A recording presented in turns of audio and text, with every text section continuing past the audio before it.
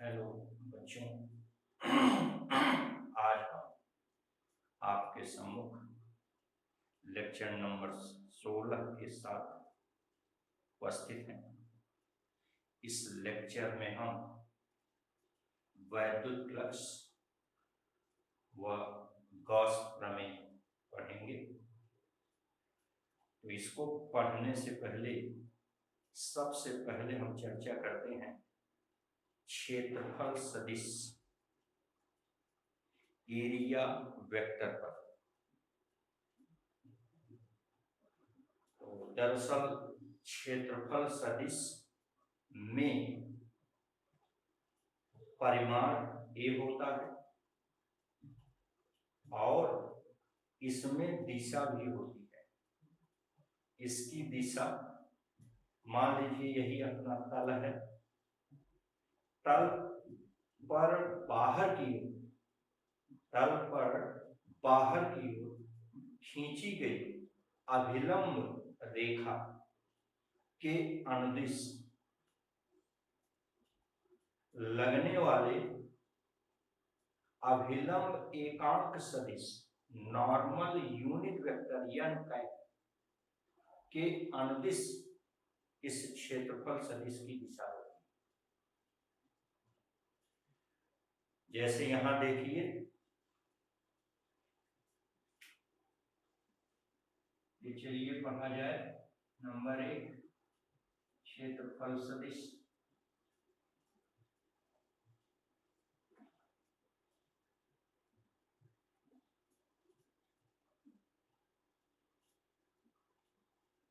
Area vector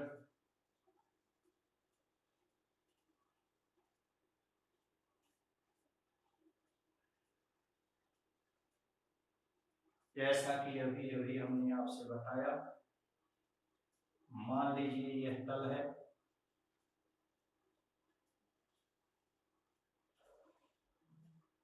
जैसे यही समतल है अपना व्हाइट बोर्ड। इसी व्हाइट बोर्ड के तल के लंबवत, व्हाइट बोर्ड के तल के लंबवत यह अभिलंब एकांक सदिश की दिशा है और इसी दिशा में क्षेत्रफल सदिश की भी दिशा होती है। चूंकि हम सदिश को परिमाण और दिशा दोनों के रूप में लिखते हैं। उदाहरण के लिए सदिश आप जानते हैं 3i + 2j - 5k। यहाँ 3 परिमाण है और i नॉर्मल यूनिट वेक्टर है, अभिलंब एकांक सदिश है, इसको n कहते हैं। इस प्रकार सदिश को हम उसके परिमाण और नॉर्मल यूनिट वेक्टर अभिलंब एकांक सदिश से पूरा करके लिखते हैं। तो यहाँ पर ये तल है, तल पर मान लीजिए कि ये अभिलंब हमने खींचा है। इसी अभिलंब के अनुदिश आपका नॉर्मल यूनिट वेक्टर n होता है और इसी n की ही दिशा में क्षेत्रफल सदिश की दिशा होती है। तो क्षेत्रफल सदिश को हम वेक्टर a द्वारा निरूपित करें तो इसका परिमाण अगर a हो और नॉर्मल यूनिट वेक्टर n से इसमें गुणा कर दें तो यह क्षेत्रफल सदिश को निरूपित करता है। क्लियर है? तो क्षेत्रफल सदिश में परिमाण होता है a और इसमें दिशा किधर होती है? तल पर खींचे गए अभिलंब, किधर? बाहर की ओर खींचे गए अभिलंब के अनुदिश नॉर्मल यूनिट वेक्टर n की ओर इस क्षेत्रफल सदिश की दिशा होती है। जैसा कि हमने बताया कि सदिश को परिमाण और दिशा दोनों के रूप में लिखते हैं। इसका परिमाण मान लीजिए a है और दिशा n है। ठीक, तो a × n यही हमारा क्षेत्रफल सदिश वेक्टर ए हो गया। तो vector A equals A into n cap. N cap क्या है? तल पर बाहर की ओर खींचे गए अभिलंब एकांक सदिश। एन कैप क्या है? बाहर की ओर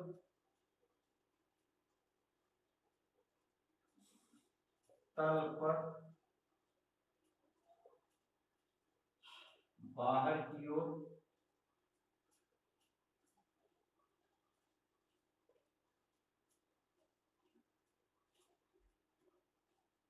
तल पर बाहर की ओर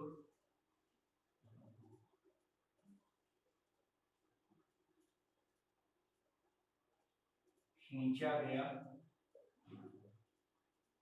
अभिलंब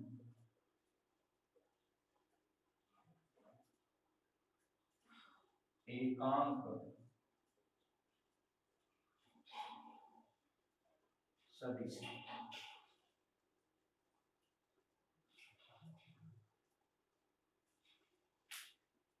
अब हम इसी के तहत दूसरी टॉपिक पढ़ते हैं, घन कोण, सॉलिड एंगल। बहरहाल इस घन कोण को पढ़ने से पहले थोड़ा और हम पढ़ते हैं, उसको हम कहते हैं एंगल, कोण, समतल कोण, प्लेन एंगल। तो सबसे पहले तो समतल कोण देखा जाए।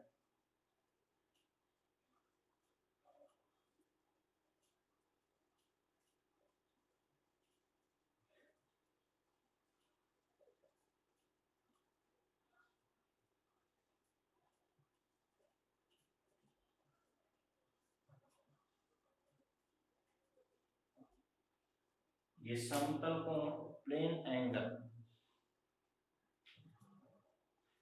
मान लीजिए एक वृत्त है,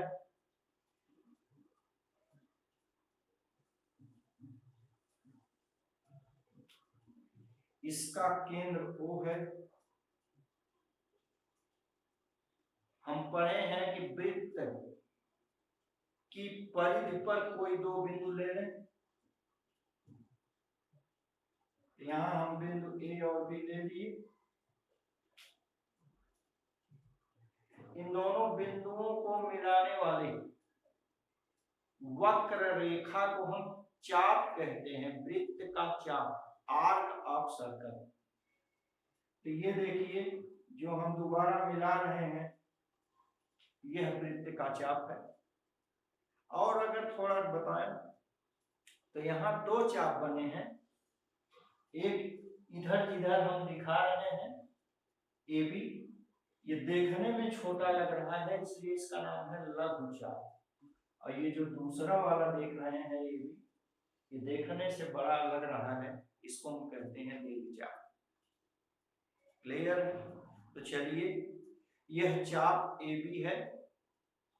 इस चाप AB द्वारा वृत्त के केंद्र पर देखिए कोण बनेगा, कोण अंतरित होगा, इसके द्वारा ये कोण बना।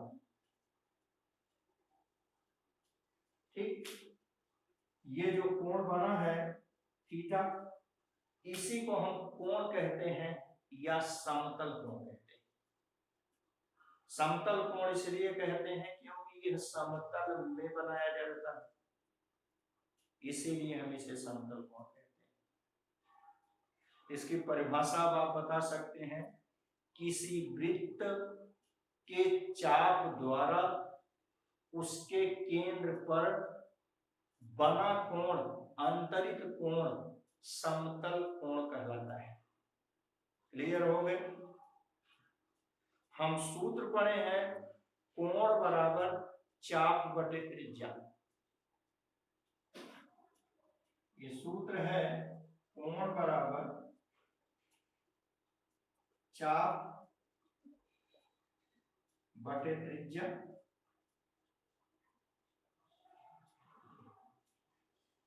चाप के बारे में आपको बताया ही, त्रिज्या आप जानते हैं, वृत्त के केंद्र से परिधि पर स्थित किसी बिंदु को मिलाने वाली सरल रेखा। जैसे यहां पर OB, OA, ये सभी त्रिज्याएं हैं। इसको अंग्रेजी में रेडियस कहते हैं। क्लियर है, आर कह सकते हैं आप। तो चलिए अब ये जो समतल कोण है इसका मात्रक, वास्तव में इस समतल कोण का मात्रक रेडियन होता है। हम प्रायः अंश में इसको जानते हैं, जैसे 0 अंश, 30 अंश, 45 अंश, 60 अंश, 90 अंश, 120 अंश, 180 अंश, तो हम कोण को प्रायः अंश में जानते हैं। लेकिन इस कोण का सही मात्रक अंश नहीं रेडियन होता है। तो आखिर ये रेडियन क्या है, एक रेडियन किसे कहते हैं, अब इसको जरा हम यही परिभाषित कर लें। अब जब पढ़ रहे हैं तो पढ़ते चल रहे हैं, यद्यप फिजिक्स से इसका बड़ा रिलेशन यहाँ इस चैप्टर में है नहीं, लेकिन हमको घनकोण बताना था, इसीलिए हमने सोचा थोड़ा और पढ़ लिया। चलिए, तो यदि आपके इसी सूत्र में ये जो त्रिज्या है बराबर चाप लिख दें,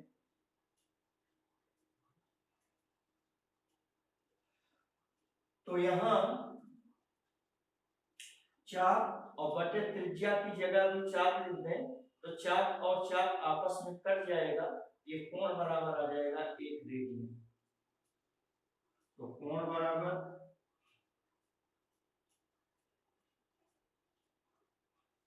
चाप बटे चाप, ये दोनों आपस में कट गए, यहाँ कोण बराबर आ गया 1 रेडियन।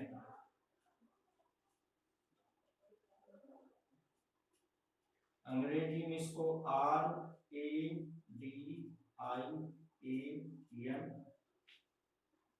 स्मॉल r लिख लिया जाए,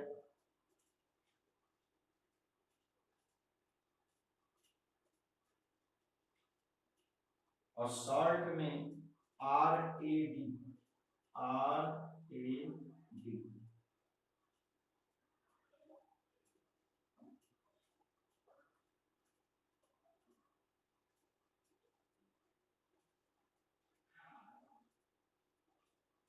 ठीक, इस प्रकार आपने ये 1 रेडियन को देखा। अब 1 रेडियन को हम देखिए कैसे परिभाषित करते हैं, यही आप देखिए स्वयं परिभाषा बता सकते हैं। किसी वृत्त की त्रिज्या के बराबर चाप द्वारा उसके केंद्र पर बना कोण 1 रेडियन होता है।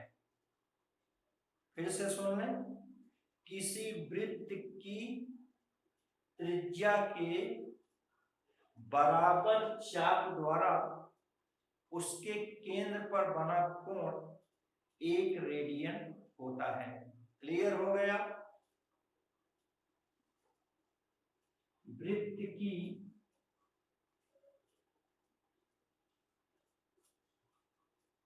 त्रिज्या के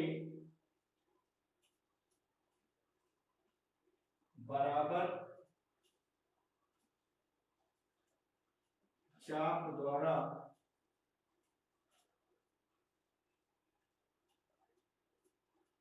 वृत्त की त्रिज्या के बराबर चाप द्वारा केंद्र पर बना कोण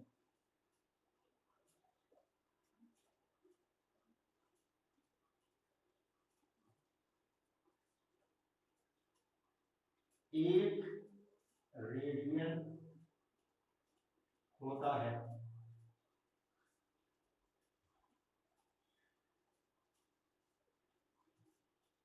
अब क्लियर हो गए होंगे? ठीक, अब हम अभी बताया आपसे कि वास्तव में कोण का मात्रक रेडियन, चाप अंश नहीं। फिर भी हम रोज रोज अंश की चर्चा करते हैं, इसलिए इस रेडियन और अंश में आपस में भी संबंध है। पाई रेडियन बराबर 180 अंश होता है। पाई रेडियन बराबर 180 अंश, लिख दे रहे हैं पाई रेडियन बराबर 180 अंश। ये होता है इनमें आपस में संबंध। चलिए इसके आगे अब हम पढ़ते हैं घन। दरअसल ये जो कोण या समतल कोण है यह 2 डायमेंशनल होता है और जो घन कोण है वह 3 डायमेंशनल होता है, वो 3D है। उसी घन कोण को बताने से पहले हम जानबूझकर इसको बताएं, तो चलिए आप पढ़ते हैं घन कोण।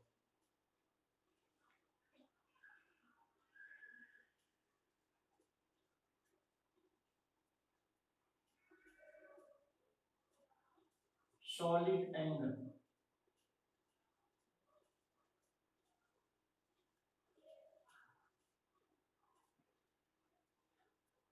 सॉलिड एंगल घन कोण अब बिल्कुल इसी की तरह है, इसीलिए हमने जानबूझकर उसको बताने से पहले इसे यहां हमने, चूंकि समतल कोण 2 डायमेंशनल है इसलिए यहां हमने 2 डायमेंशनल बॉडी क्या लिया, वृत्त। ऐसे ही ये घन कोण 3 डायमेंशनल है, 3D है, तो यहां हम वृत्त की जगह क्या ले लेते हैं, गोला। आप ध्यान दें, अगर हम किसी पिंड को कहीं रख दें तो केवल क्षेत्र घेरेगा, अर्थात उसमें लंबाई और चौड़ाई होगी, तो उसको हम 2D कहेंगे। जैसे उदाहरण के लिए आप देखें, ये तल है, इसमें लंबाई है, चौड़ाई है। अगर इसको हम कहीं रख दें जमीन पर तो ये केवल जमीन का क्षेत्र घेरेगा, इसमें ऊंचाई मोटाई नहीं होगी, क्योंकि इसकी मोटाई लंबाई चौड़ाई की तुलना में नगण्य है, बहुत कम है। इसको हम 2D कहें। ठीक इसी प्रकार कोई ठोस पिंड है, जैसे गोला है, बेलन है, उसे रख दिया जाए, अपनी ये बुक है, तो ये क्षेत्र के साथ साथ कुछ ऊपर भी स्थान घेरती है, अर्थात इसमें लंबाई, चौड़ाई, ऊंचाई या मोटाई जो भी कह लें सब होती हैं, तीनों होती हैं, इसीलिए हम इसे 3D कहते हैं। तो चलिए अब यहां हम ये 2D वृत्त की जगह 3D गोला लेते हैं, स्फीयर लेते हैं।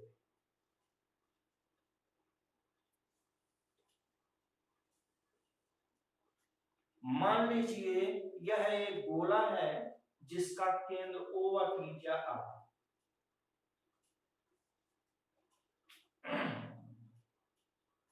इसको हम थोड़ी देर के लिए अपने घर गांव में तरबूज, इस समय गर्मी है मिल रहा है, तरबूज से कर रहे हैं। जैसे यहां हमने वृत्त की परिधि पर एक अल्पांश भाग लिया जिसको हमने चाप कहा, वैसे यहां इस गोले का भी एक अल्पांश क्षेत्रफल लेंगे जिसको हम क्षेत्रफल अवयव कहेंगे, सरफेस एलिमेंट कहेंगे। ये क्षेत्रफल अवयव उसी प्रकार से है जैसे कि तरबूज का एक छोटा सा भाग काट कर मम्मी ने आपको निकाल कर दे दिया। अब तो समझ गए होंगे। तो चलिए यह तरबूज का एक क्षेत्रफल अवयव लें।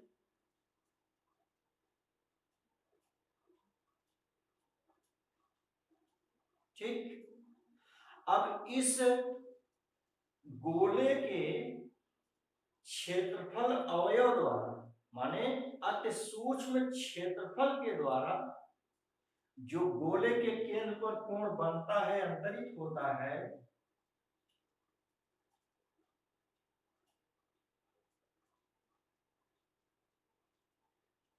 इसे हम घन कोण कहते हैं। जैसे यहां आपने बताया वृत्त के चाप द्वारा केंद्र पर बना कोण समतल कोण कहलाता है, वैसे ही गोले के क्षेत्रफल अवयव द्वारा केंद्र पर बना कोण घन कोण कहलाता है। चूंकि क्षेत्रफल अवयव अति सूक्ष्म है, इसलिए केंद्र पर यह बना घन कोण भी अति सूक्ष्म होगा, इसीलिए हम इसे डी ओमेगा कहते हैं। क्लियर हो गए? चूंकि हम जानते हैं गोले का पृष्ठीय क्षेत्रफल surface area of sphere is 4 pi r square, जहां r इस गोले की त्रिज्या है। ठीक है, यहां से अब आप r स्क्वायर को पक्षांतर करें, दाहिने पक्ष में गुणा था, बाएं पक्ष में भाग हो गया, तो a upon r square equal 4 पाई। तो ध्यान दें, इसी राशि a अपान r स्क्वायर को हम घन कोण कहते हैं और ये सदैव नियत होता है। इसी को क्या कहेंगे? यही बराबर होता है घन कोण, जिसको हम ओमेगा कह रहे हैं, और ये नियत होता है। ठीक है, तो घन कोण omega equals a upon r square. अब आगे थोड़ा ध्यान दीजिए, यह जो क्षेत्रफल अवयव है, ये इसका तल है। जैसे मान लीजिए हमारा हाथ है, ये हमारे हाथ का तल है, और इस तल पर हम अभिलंब खींच रहे हैं। ये देखिए, जो पेन है या मार्कर है, यह तल पर अभिलंब है, आपको दिखाई दे रहा। तो जैसे जैसे हम तल को घुमाते जाएंगे, ओरिएंटेड करते जाएंगे, यह अभिलंब भी उसी कोण से घूमता जाएगा। तो यहां पर जो चित्र बना है, यहां पर तल बिल्कुल ऐसे सीधा है। इस तल पर खींचा गया अभिलंब, जिसको हम यन कैप कह रहे हैं, वो इस प्रकार से। क्लियर है? अब हम इस तल को देखिए, ऐसे सीधा है, और ये तल पर खींचा गया लंब है। ये हमने क्या किया, इस तल को ऐसे घुमा दिया, देखिए ये घूम गया। तो जब तल को हम ऐसे घुमा करके इस स्थिति में लाएंगे, ऐसे, तो इसका अभिलंब विधर हो जाएगा। ठीक, और हमको हमेशा तल के लंबवत, तल के अभिलंबवत बाहर की ओर का घटक लेना है। तो हमारा ये चित्रानुसार ये हो गया। तब इस तल का अभिलंबवत घटक यन कैप की ओर हो गया dA cos थीटा। बात समझदार है? तो यहां अब घन कोण हो जाएगा। चूंकि यह dA बहुत छोटा है, तो घन कोण ओमेगा भी छोटा होगा, d ओमेगा कहते हैं।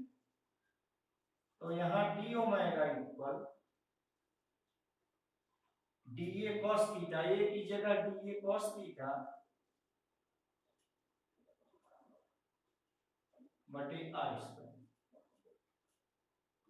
क्लियर?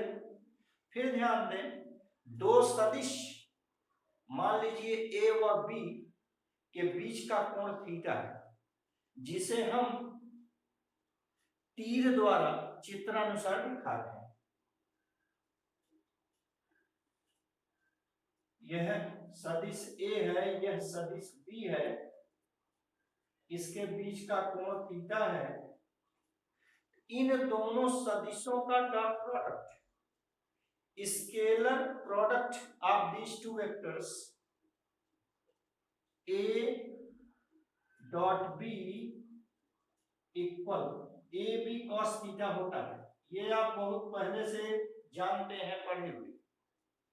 जहां a सदिश A का मापांक है और B सदिश B का मापांक। यदि आप अपने इस सूत्र की तुलना यहाँ dA cos थीटा से करें, देखें तो यहाँ पर जैसे यहाँ A मापांक है किसका, सदिश A का, वैसे यहाँ dA मापांक है किसका, क्षेत्रफल अवयव dA का।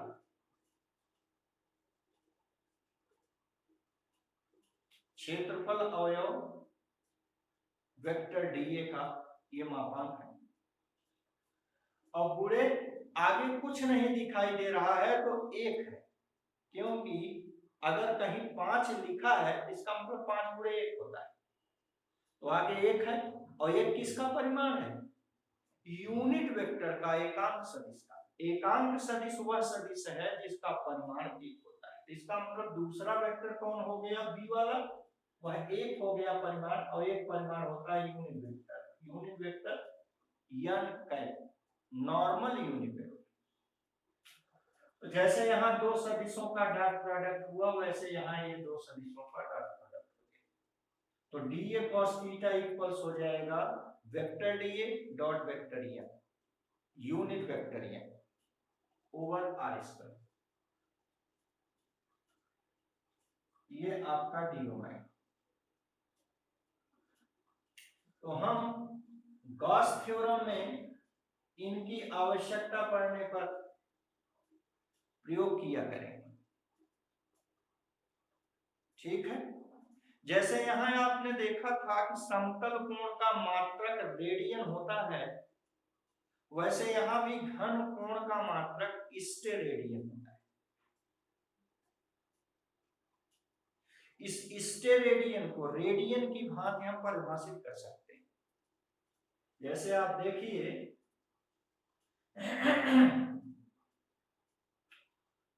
Omega equals a over r square, यदि यहां पर r स्क्वायर की जगह a रख दें तो ओमेगा बराबर हो जाएगा a। r स्क्वायर की जगह ये रखने पर a अपान कट जाएगा, एक आएगा। इसको कहेंगे एक स्टेरेडियन। स्टेरेडियन को निरूपित करने के लिए st लिखते हैं,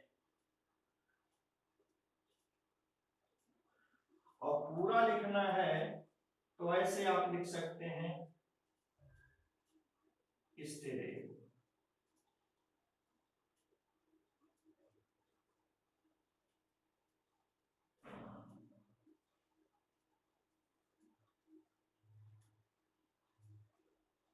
क्लियर है। तो यहां से स्टेरेडियन को परिभाषित किया जाए, जैसे वहां आप याद कीजिए बताए थे त्रिज्या के बराबर चाप द्वारा केंद्र पर बना कोण एक रेडियन होता है, वैसे यहां भी आप देखिए बता सकते हैं त्रिज्या के वर्ग के, त्रिज्या के वर्ग के बराबर क्षेत्रफल द्वारा, क्षेत्रफल अवयव द्वारा गोले के केंद्र पर बना कोण, अंतरिक्ष कोण, एक स्टेरेडियन होता है। फिर से सुन लें, किसी गोले के त्रिज्या के वर्ग के बराबर क्षेत्रफल अवयव द्वारा उसके केंद्र पर बना कोण एक स्टेरेडियन होता है। अब तो मुझे उम्मीद है कि आपको ये भी आ गया होगा। अब हम इस चैप्टर के मूल पर चलते हैं, जिसे हम कहते हैं वैद्युत फ्लक्स। तो अब चलिए वैद्युत फ्लक्स पढ़ा जाए।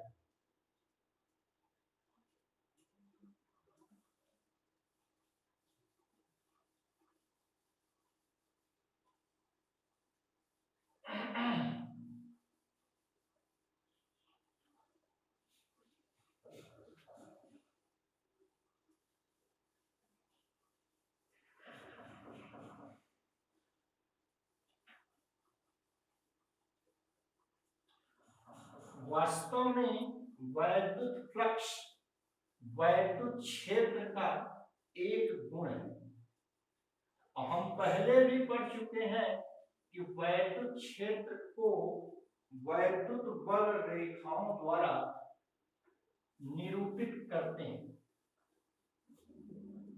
जिन स्थान पर ये वैद्युत बल रेखाएं सघन पास होती हैं वहां क्षेत्र प्रबल व जहां ये वैद्युत बल रेखाएं दूर होती हैं वहां क्षेत्र कमजोर होता है, वीक इलेक्ट्रिक फील्ड होता है। तो इस वैद्युत फ्लक्स को अब हम पढ़ते हैं।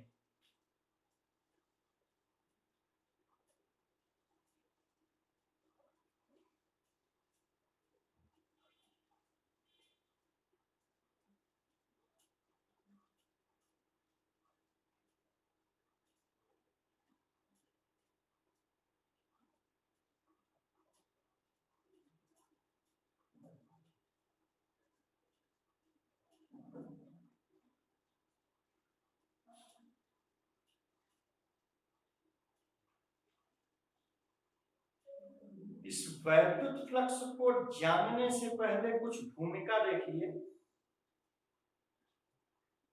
आप मान लीजिए कि एक बेलनाकार पाइप है जिसमें से होकर द्रव लिक्विड जैसे जल वाटर बाहर निकल रहा है, बह रहा है। उस बेलनाकार पाइप के सिरे को एक कपड़े द्वारा बांधकर छोड़ दें और जब उस पाइप में पानी आएगा, बहेगा, तो उस कपड़ा जो कि बांधा गया था, कपड़ा इस तल की भांति होगा।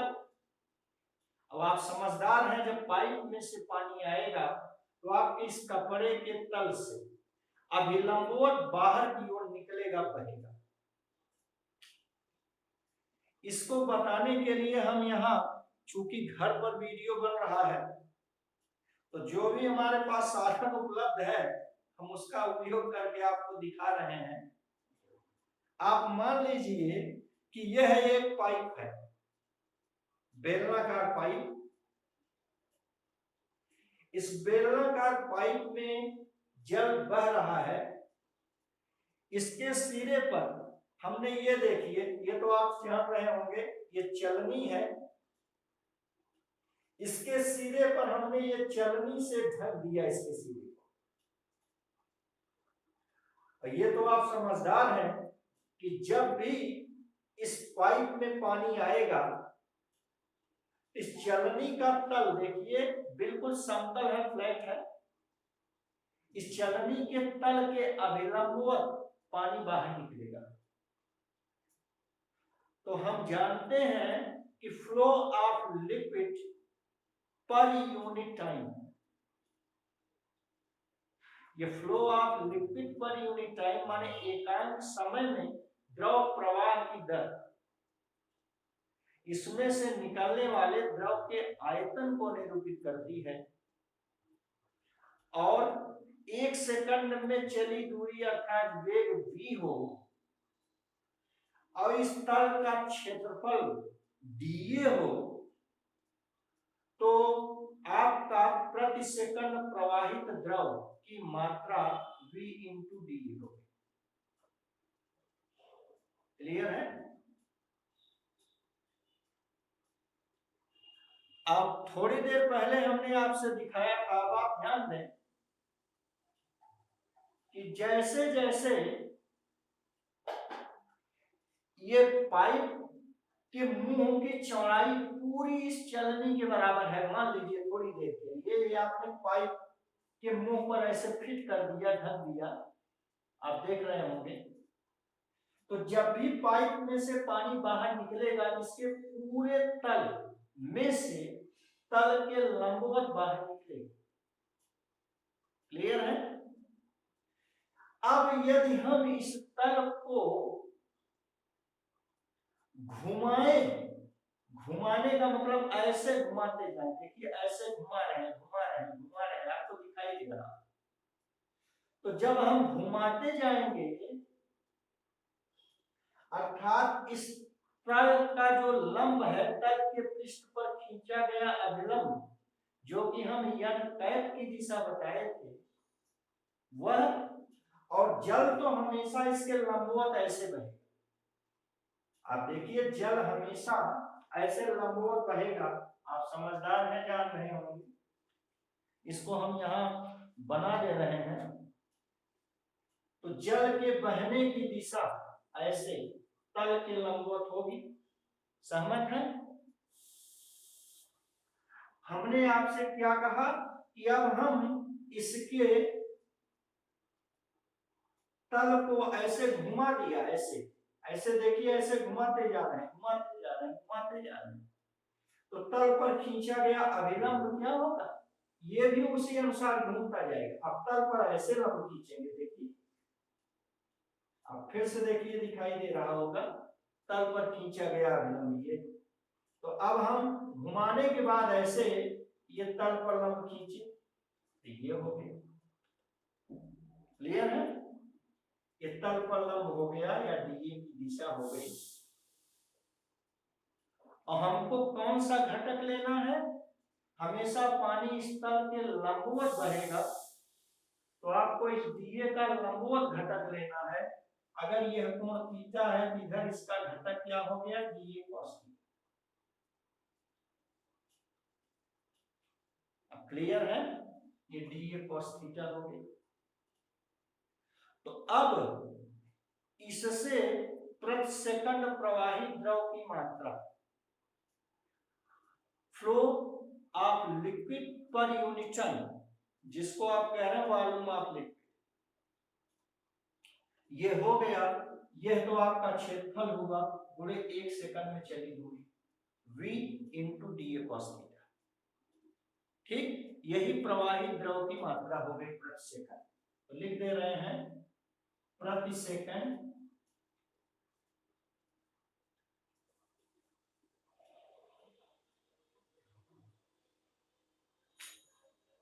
तल के लंबवत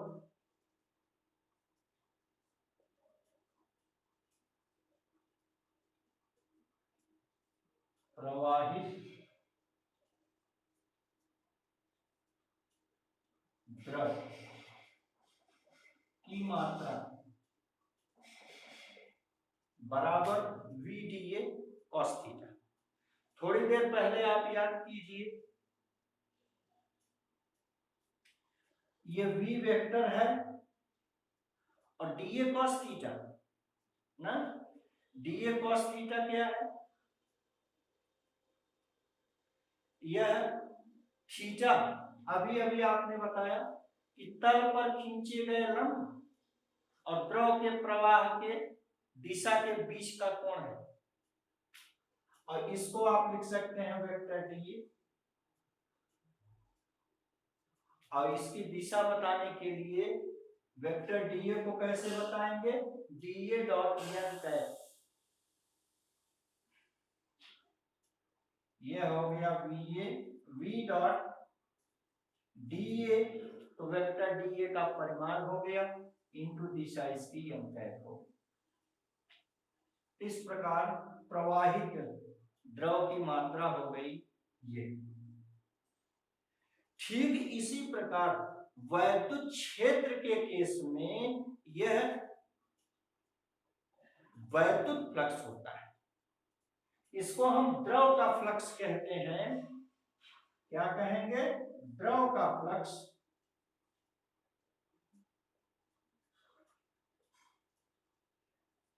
अब शायद आपको समझ में आ गया होगा, फिर से देखें। किसी बेलनाकार पाइप में से प्रति सेकंड तल के लंबवत गुजरने वाले द्रव की मात्रा को द्रव का फ्लक्स कहते हैं। ठीक उसी प्रकार वैद्युत क्षेत्र में वैद्युत फ्लक्स होता है। वैद्युत फ्लक्स के बारे में अब आप देखिए,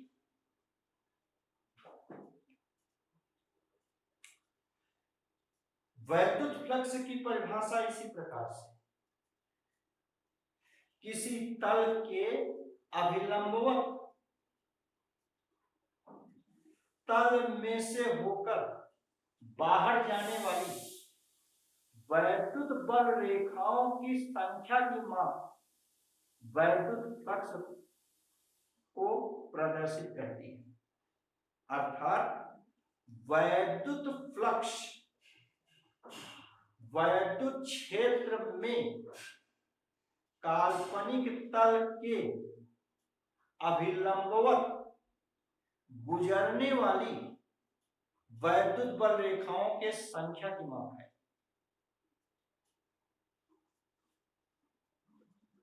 वैद्युत फ्लक्स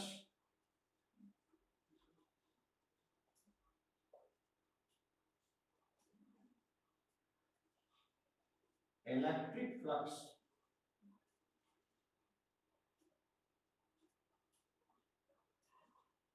जैसा कि हमने शुरू में ही बताया कि यह वैद्युत फ्लक्स वैद्युत क्षेत्र का एक गुण है।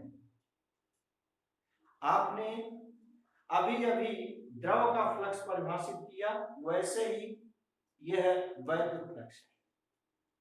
वैद्युत क्षेत्र में स्थित काल्पनिक तल के अभिलंबवत गुजरने वाली वैद्युत बल रेखाओं की संख्या की माप यह वैद्युत फ्लक्स है। तो वैद्युत फ्लक्स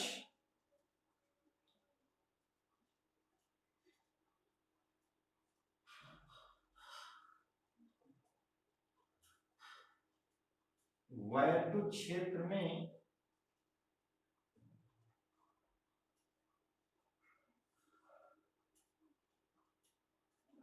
स्थित काल्पनिक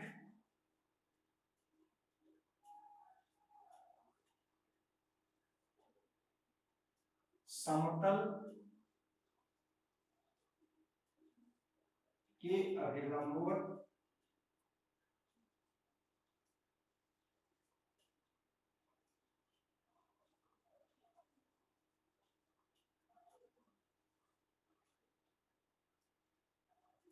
समतल में से गुजरने वाली में से बाहर समतल में से बाहर जाने वाली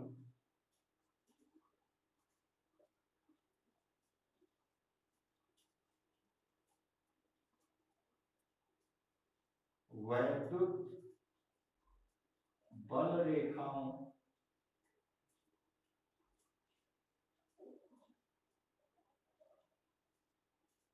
के संख्या की माप है।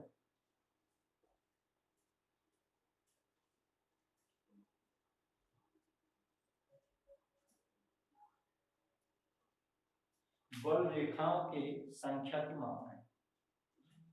ठीक, तो प्रति सेकंड तल के अभिलंबवत गुजरने वाली बल रेखाओं की संख्या को फ्लक्स घनत्व कहते हैं।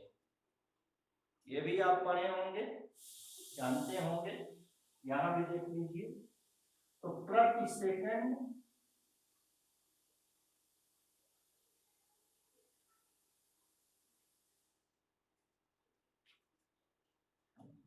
तल के अभिलंबवत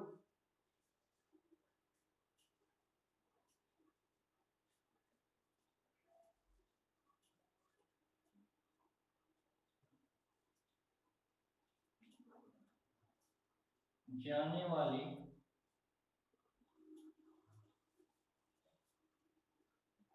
बाहर जाने वाली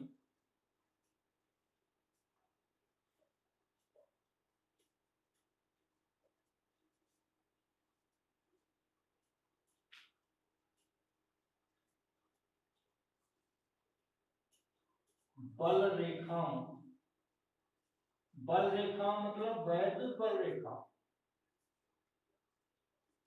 की संख्या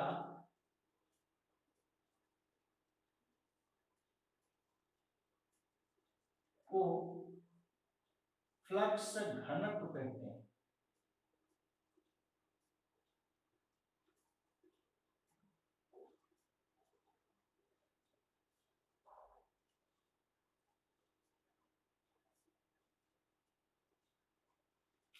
ठीक है। तो किसी तल से अभिलंबवत किस वैद्युत क्षेत्र में स्थित काल्पनिक तल से बद्ध वैद्युत फ्लक्स वैद्युत क्षेत्र की तीव्रता व क्षेत्रफल अवयव के अदिश गुणन के पृष्ठ समाकलन के बराबर होता है। फिर से सुन लें, वैद्युत क्षेत्र में स्थित काल्पनिक तल से बद्ध वैद्युत फ्लक्स वैद्युत क्षेत्र की तीव्रता व क्षेत्रफल अवयव सदिश के अदिश गुणन के पृष्ठ समाकलन के बराबर होता है। अतः वैद्युत क्षेत्र में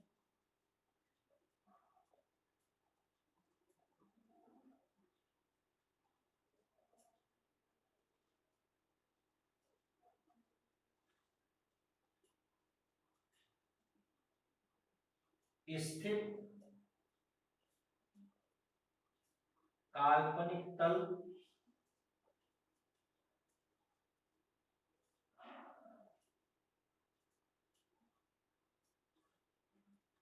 से बद्ध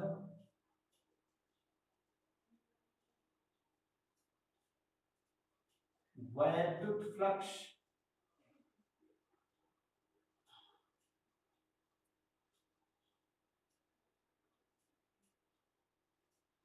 काल्पनिक तल से बद्ध वैद्युत फ्लक्स, इसको हम फाई ई से डिनोट कर रहे हैं। फाई ई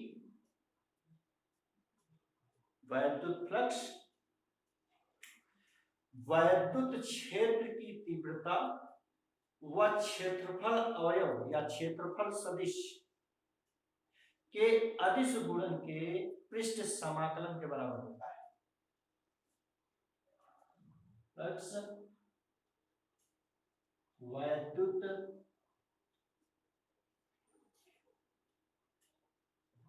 क्षेत्र की तीव्रता ई व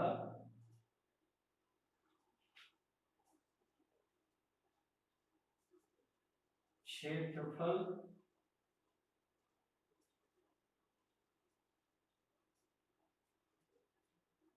अवयव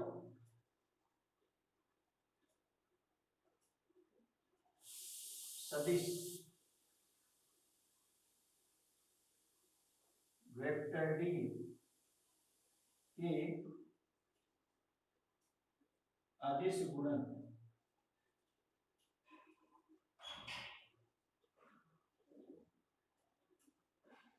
के बराबर होता है।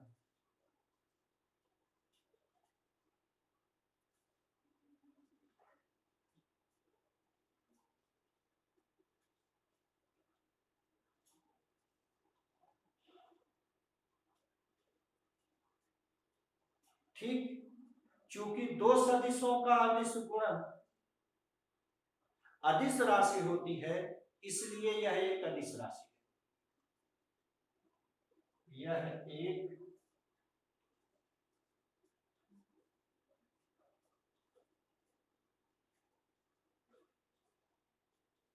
अदिश राशि है। इसकी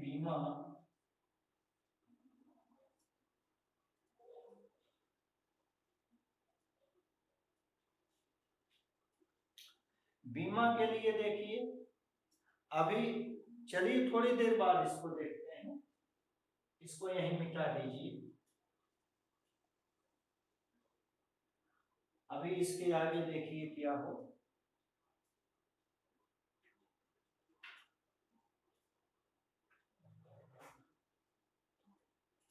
अतः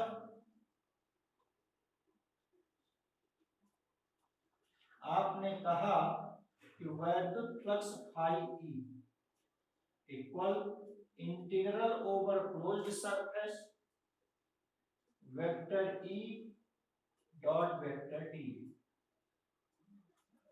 vector E dot vector D.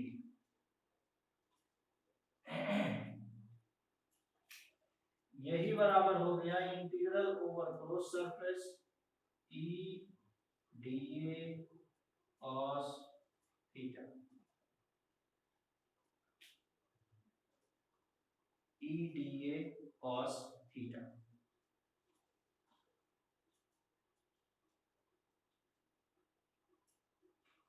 Clear है?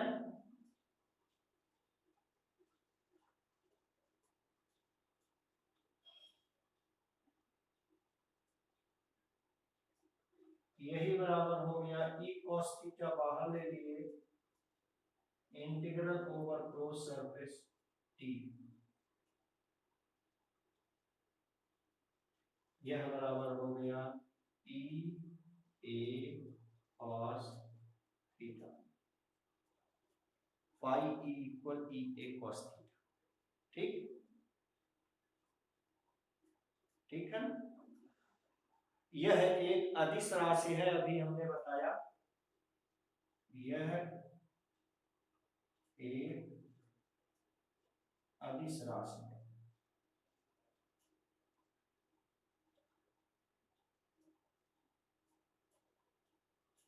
क्यों?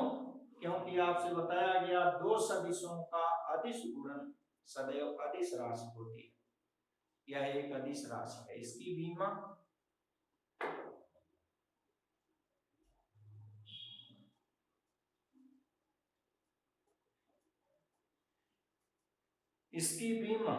देखिए वैद्युत flux equal E A cos theta, ई की बीमा वैद्युत क्षेत्र की बीमा न्यूटन प्रति कूलम और पूरे क्षेत्रफल की बीमा मीटर स्क्वायर।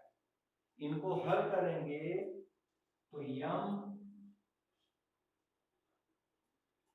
यल क्यूब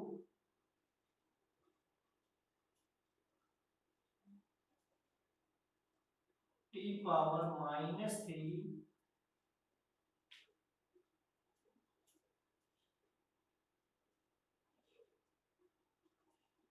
ए पावर -1, ये इसकी बीमा हो गई।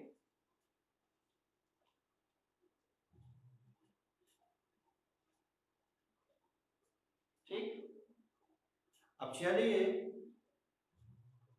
एक बात और पढ़ लें। यदि फ्लक्स रेखाएं बाहर जा रही हों तो यह वैद्युत फ्लक्स धनात्मक होता है, और यदि बल रेखाएं अंदर प्रवेश कर रही हों तो यह वैद्युत फ्लक्स ऋणात्मक होता है। अब चाहें तो यही नोट कर लें, बल रेखाएं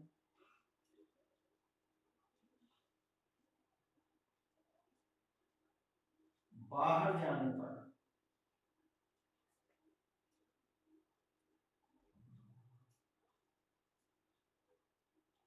फ्लक्स धनात्मक,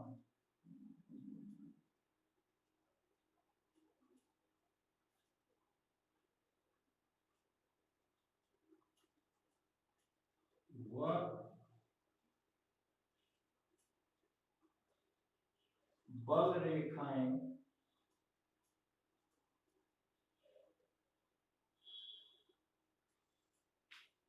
अंदर प्रवेश करने पर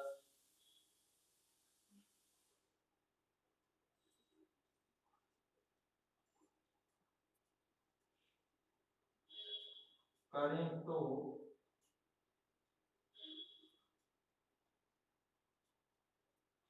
फ्लक्स ऋणात्मक होता है।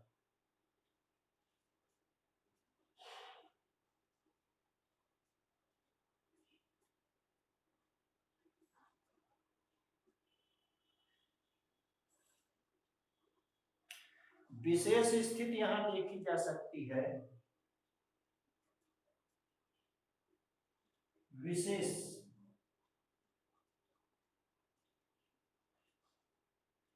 स्थितियां।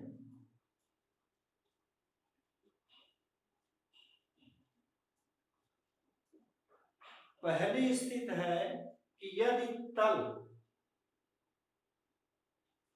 पर खींचा गया लंब वैद्युत क्षेत्र के अनुदिश हो, अर्थात तल क्षेत्र के लंबवत रखा गया हो, तो फ्लक्स।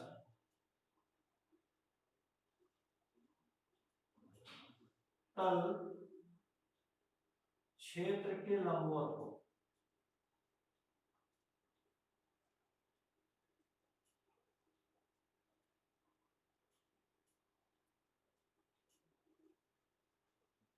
तल क्षेत्र के लंबवत हो, तो आपका फ्लक्स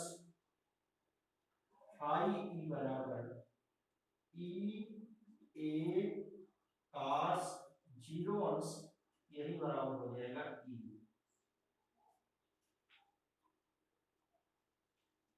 तथा समांतर होने पर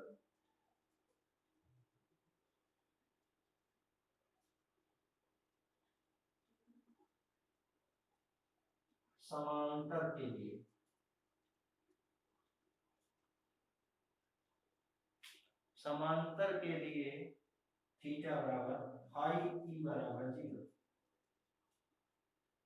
ये सब फ्लक्स के बारे में हम लोग बहुत पढ़ लिए। आइए अब आप पढ़ते हैं गॉस की प्रमेय, Gauss theorem of electrostatics, Gauss की प्रमेय।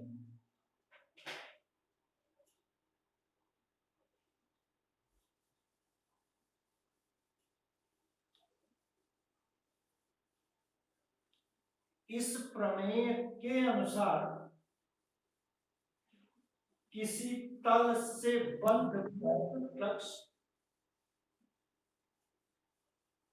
उस तल से परिबद्ध कुल आवेश का 1/ε0 गुना होता है।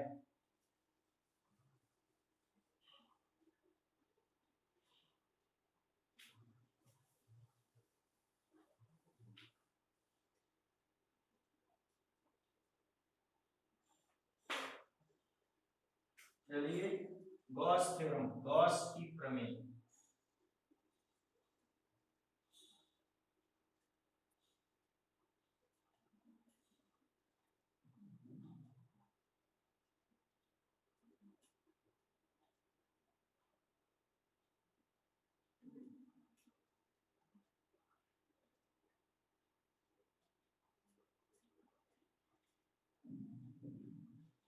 गॉस की प्रमेय, गॉस थ्योरम। इस प्रमेय के अनुसार किसी तल से बद्ध वैद्युत फ्लक्स उस तल से परिबद्ध कुल आवेश का 1/ε0 गुना होता है। किसी तल से बद्ध वैद्युत फ्लक्स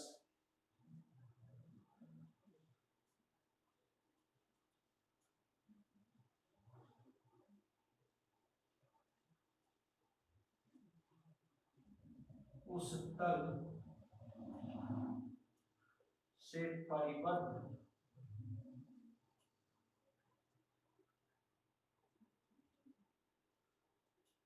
कुल आवेश का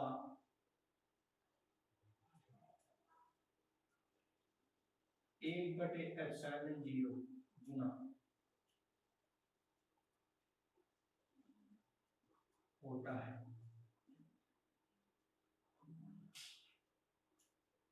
अतः फाई ई बराबर समेशन क्यू बटे ε0।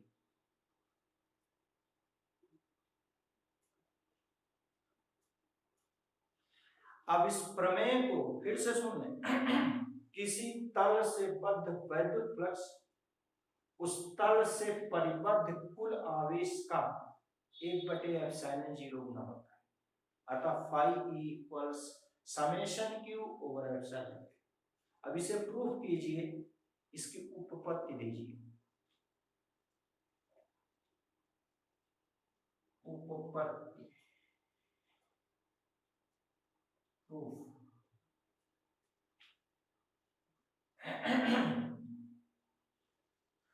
मान लीजिए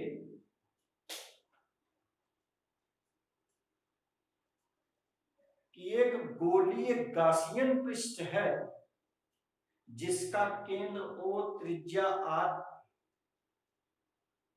तथा वैद्युत क्षेत्र की तीव्रता इसके त्रिज्य अभिलंबवत बाहर की ओर चित्रानुसार निरूपित है।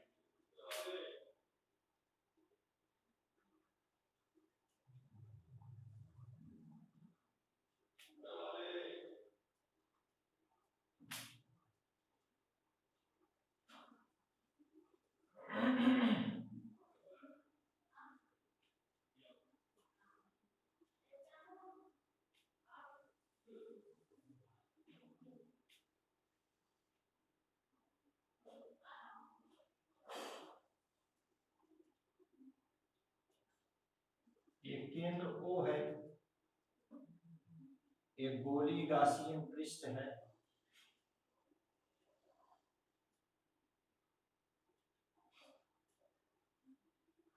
वैद्युत क्षेत्र त्रिज्य तथा अभिलंबवत बाहर की ओर है। तल पर खींचे गए अभिलंब व क्षेत्र की दिशा एक ही है, अतः क्षेत्रफल अवयव सदिश और वैद्युत क्षेत्र चित्रानुसार एक ही दिशा में होंगे। अतः तल से बद्ध वैद्युत फ्लक्स, तल से बद्ध वैद्युत फ्लक्स, यहां आप लिख सकते हैं माना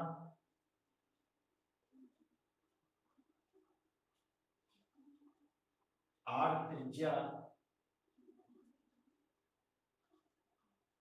का गोलीय गासियन पृष्ठ है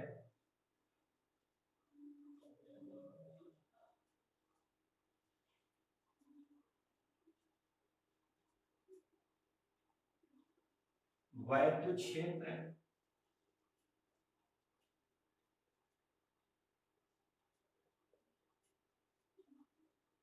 त्रिज्य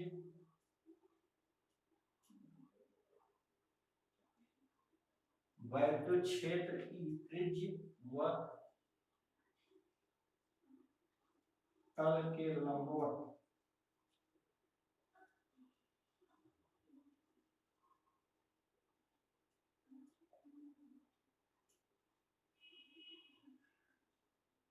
क्षेत्रफल अवयव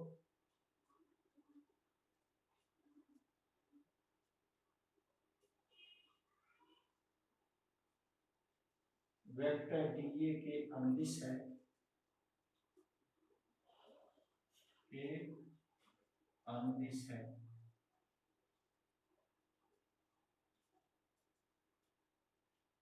अतः तल से बद्ध वैद्युत फ्लक्स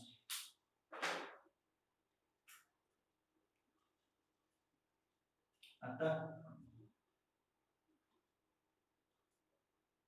तल से बद्ध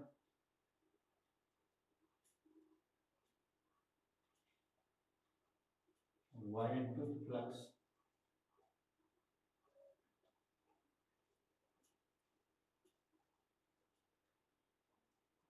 आगे dash phi E equal integral over closed surface E dot D, यही बराबर हुआ integral over close surface E D A cos theta. चूंकि यहाँ थीटा बराबर 0 है, integral over close surface E D A cos 0 अंश यही बराबर हो गया integral over close surface E D. यही बराबर हुआ ई कांस्टेंट है integral over close surface D. यही हो गया ई। अब पूरे सरफेस की एरिया, गोलीय पृष्ठ की एरिया ए के बराबर होगी। ये हो गया ई। यही बराबर ई का मान 1/4πε0 क्यू बटे आर स्क्वायर गुणे क्षेत्रफल, गोले का क्षेत्रफल 4πr²। सब चीज कट गया, देखिए यह बच गया Q/ε0। तो इस प्रकार ये गाउस की प्रमेय सिद्ध हो गई। ठीक, अब यहां कुछ स्थिति देख लें। यदि गाउसियन पृष्ठ के भीतर परिबद्ध कुल आवेश Q1, Q2, Q3 minus Q4 इत्यादि हों तो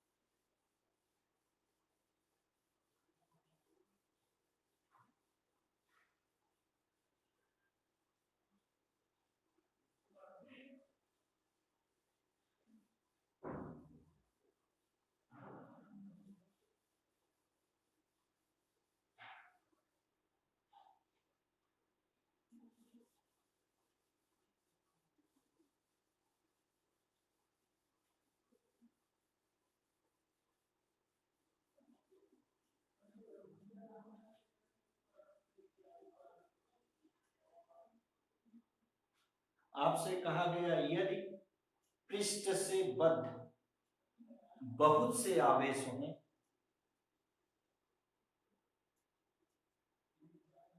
यदि पृष्ठ से बद्ध अनेक आवेश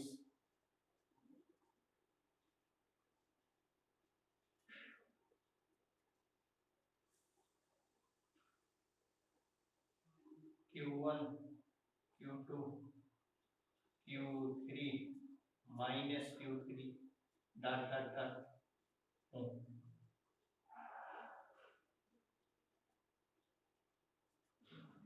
तो कुल आवेश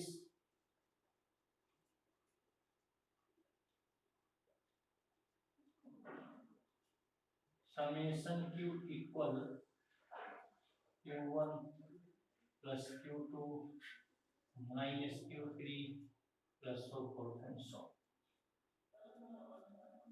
अतः तल से बद्ध वैद्युत flux phi E equal summation Q over epsilon जी।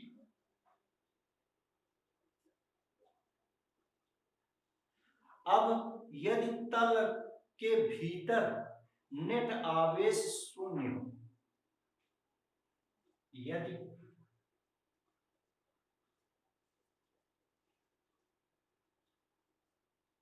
तल के भीतर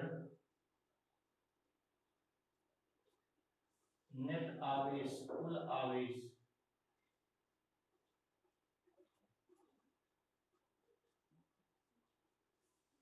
शून्य, जैसे -5 माइक्रोकूलम, 2 माइक्रोकूलम, 3 माइक्रोकूलम आदि। ठीक, तो phi E equal summation Q over epsilon 0 equal 0 over epsilon 0 equal 0। यदि कोई आवेश तल के बाहर हो तो भी उसके कारण नेट फ्लक्स शून्य ही होगा। थैंक्स।